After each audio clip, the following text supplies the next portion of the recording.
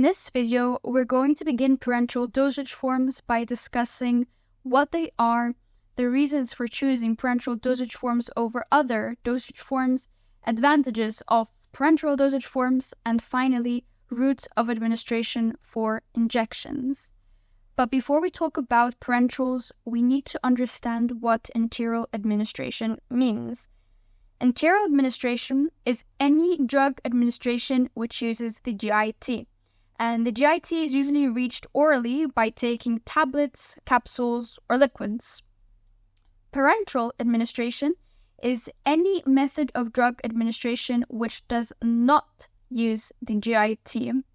That can mean administering the drug via inhalation, implantation under the skin, or application to the skin like topical dosage forms such as creams and ointments.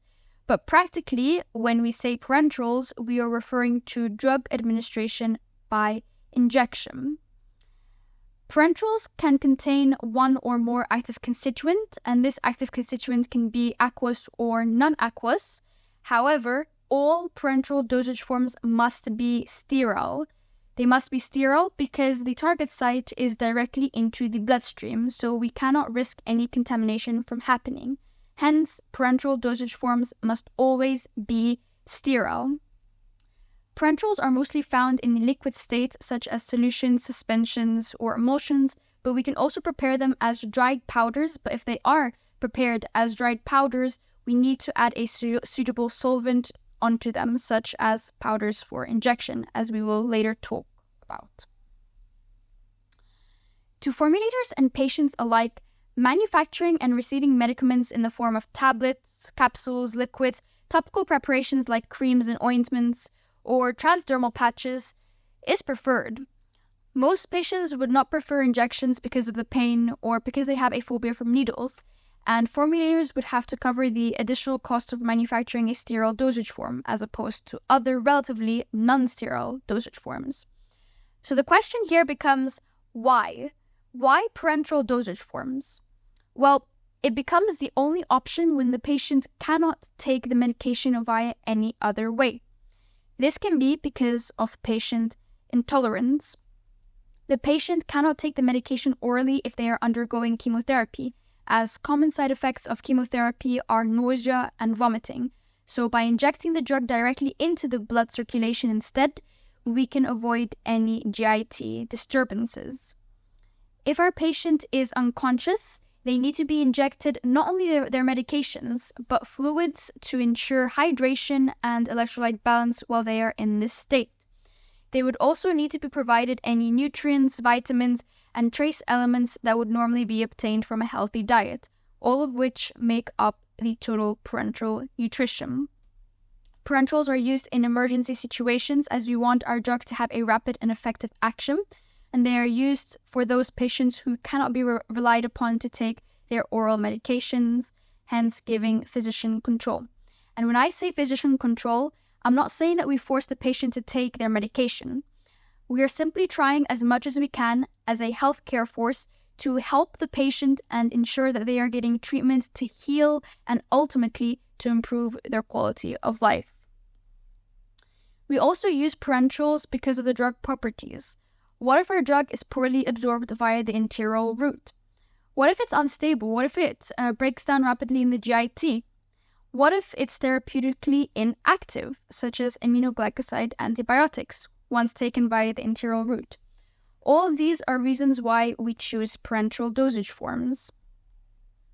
Of course, there are many advantages to parenteral dosage forms, even though they might be inconvenient at times.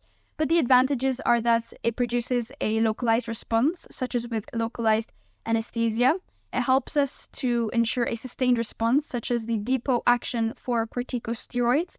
And depot action means that the drug is slowly released and it remains in our system for prolonged periods of time, such as weeks and months, and therefore the drug is effective for that amount of time.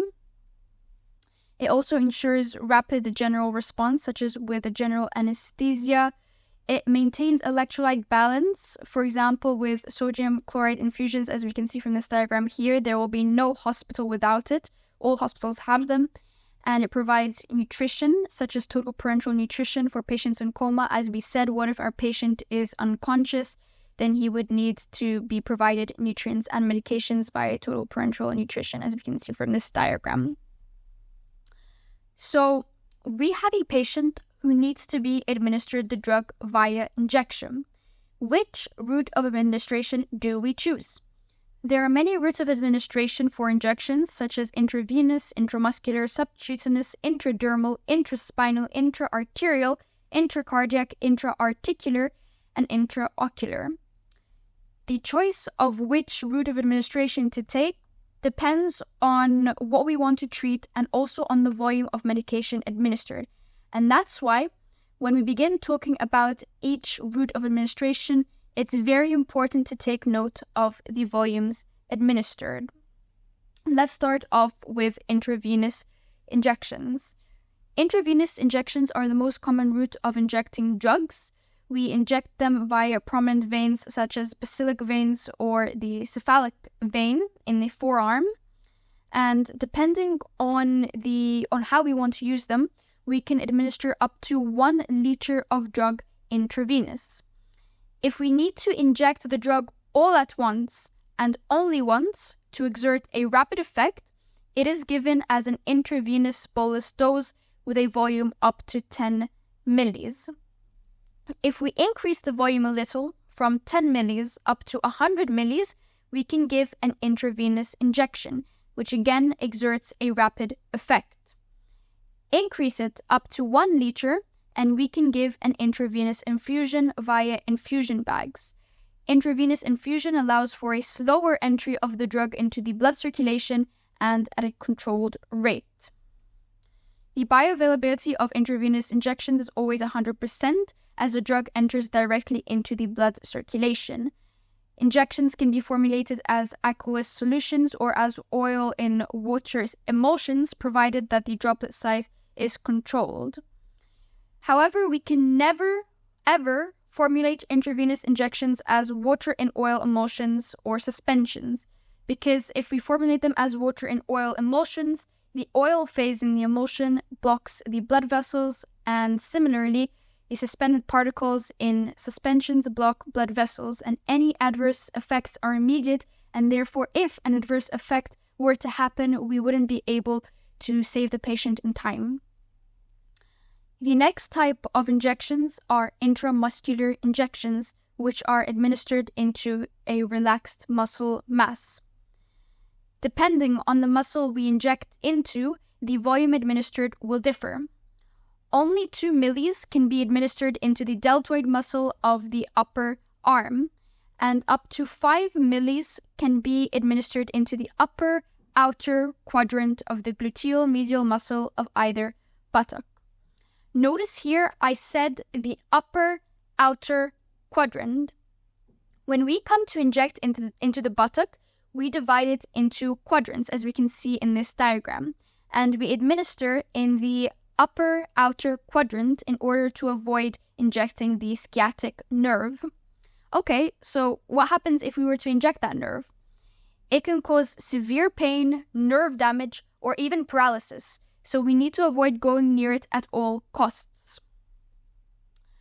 The drug absorption and response obtained by injecting intramuscular is slower than intravenous. When we come to formulate these injections, we can formulate them as aqueous or oily solutions or suspensions. Drugs in solutions are more rapidly absorbed than in suspensions, and drugs in aqueous preparations are more rapidly absorbed than in oily preparations. And if we were to administer the intramuscular injections too rapidly, it could cause considerable pain around the site of injection.